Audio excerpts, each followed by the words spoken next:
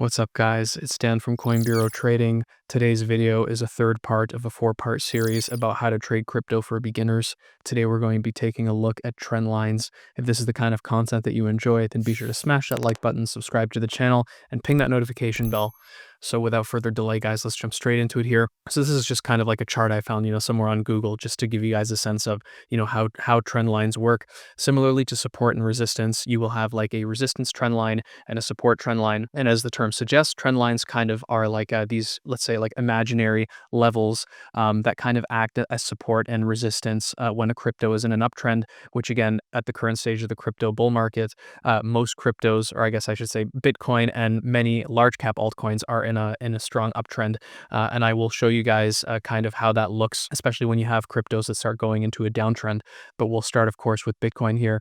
Some of you guys might be familiar with this chart. It's something that I covered not long ago here. This is Bitcoin on the monthly, and you can see that there's two very clear trend lines that Bitcoin has kind of been holding here. You could say that this bottom trend line here was kind of like the support trend line, and the top one was kind of like the resistance.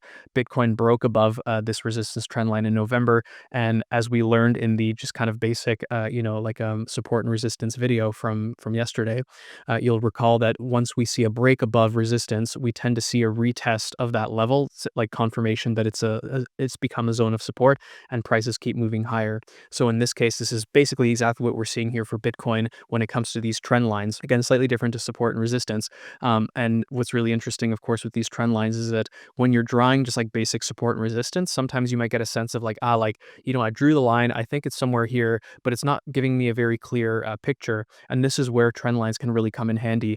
They're kind of like, I don't want to say like a hidden support and resistance, but they really do help in kind of putting price action into context when it doesn't make sense when you're just using the basic support and resistance. So you could kind of think as trend lines as being kind of like a slightly more advanced like support and resistance that gives you a little bit of a better vantage point of what's going on in the market. So again, with Bitcoin here, if you were just to do basic support and resistance, you would have many people saying, okay, it's going to fall down to 70K. But if we see that we have this kind of these trend lines that have been holding quite consistently, even back here when Bitcoin was falling over the summer, a lot of people were probably saying, oh, it's probably going to fall down to like 40K or 45K because that's where the support and resistance was. But if you had drawn the long-term trend lines, you would say, hey, like this trend line seems to be a stronger zone of support than like the actual support line, if that makes any sense.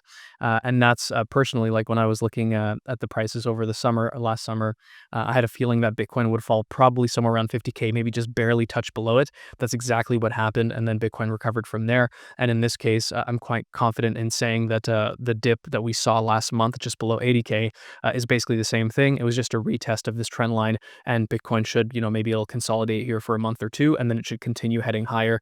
And at that stage, trend lines are going to help you too much because there's, these initial trend lines are easy, like it's pretty easy to spot.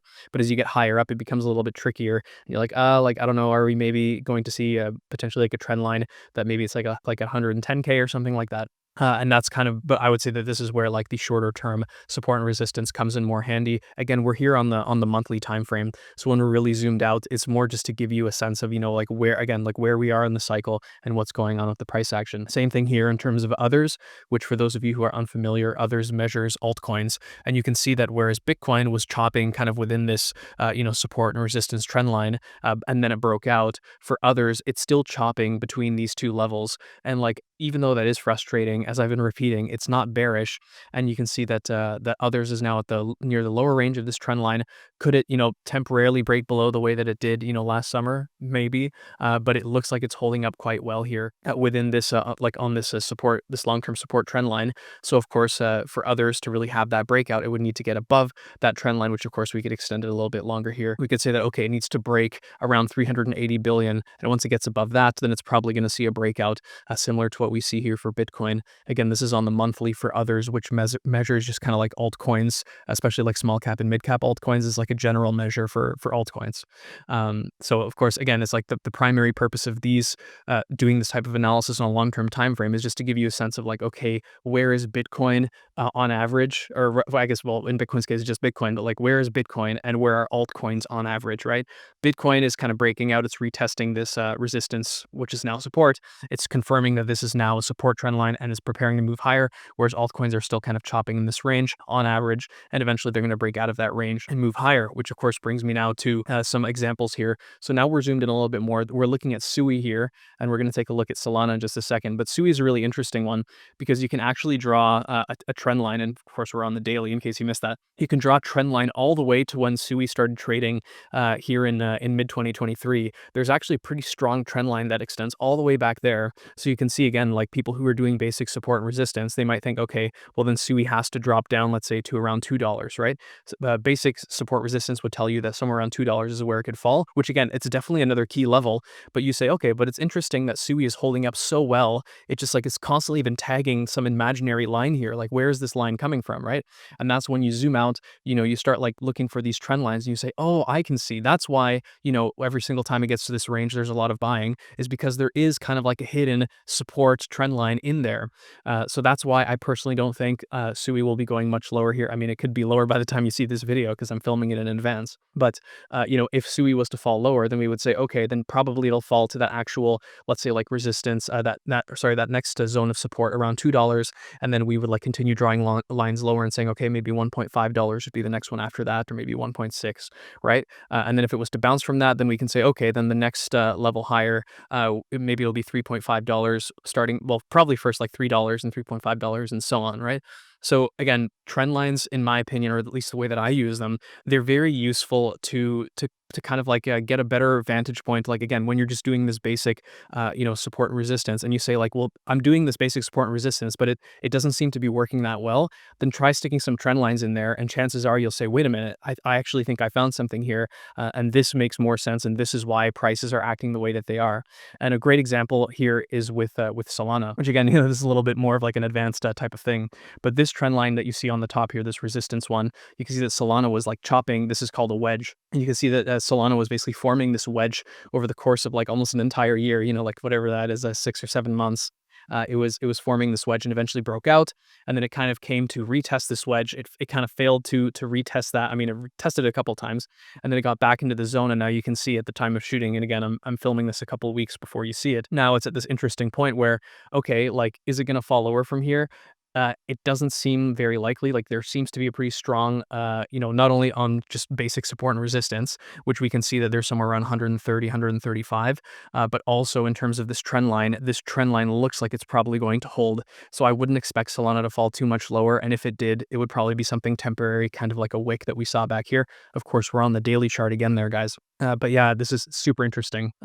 So yeah, I guess just to summarize, these trend lines, again, they're very useful to get a sense of what's going on with price action when it comes to Bitcoin and altcoins and stuff like that. It definitely helps in the longer term, but even in the shorter term, when you're doing technical analysis on the daily and you're using your basic support and resistance, and you're saying something here is not working, like I'm doing support and resistance, but prices seem to be stopping somewhere that's not super obvious, then zoom out a little bit more and say, okay, like maybe there's where is a potential trend line that could fit somewhere in there?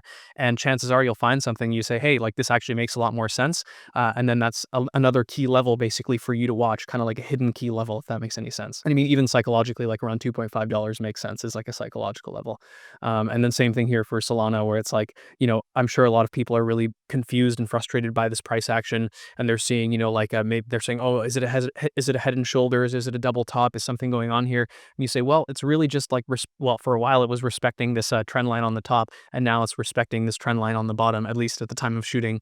And I do hope that level holds, and by the time you see this video, we'll see a squeeze back out of that wedge.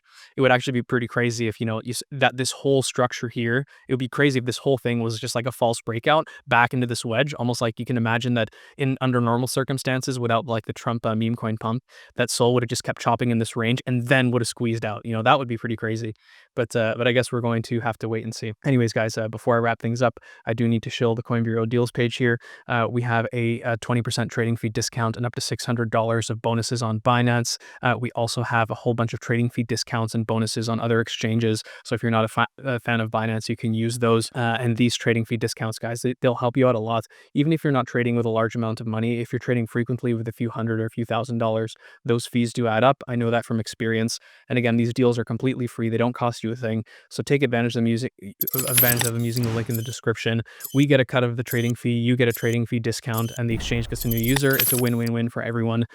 So if you like the information that you learned today and you want to help us out, that's one way to do that. Anyways, guys, if you did make it this far, then be sure to smash that like button, subscribe to the channel, ping that notification bell, and I'll see you in the next one.